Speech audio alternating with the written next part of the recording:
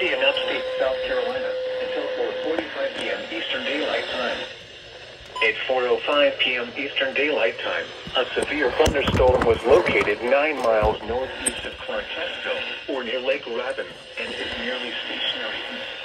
Hazard, 60 miles per hour wind gusts and nickel-sized. Seen it from a mile away. Source, radar indicated. Impact, expects damage to trees and power lines. Locations impacted include Tallulah Falls, Lakemont, Lake Rabun, Tallulah Gorge State Park, Seed Lake, and Turnville. For your protection, move to an interior room on the lowest floor of a building. I knew it. Brief damaging winds will blow down trees and power lines over small areas. A brief period of large hail is also possible. Seek shelter inside an interior room.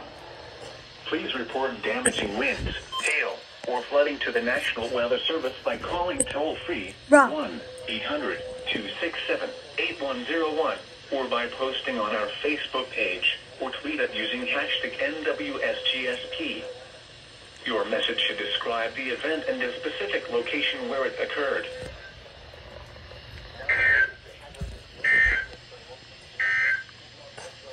At 3 p.m.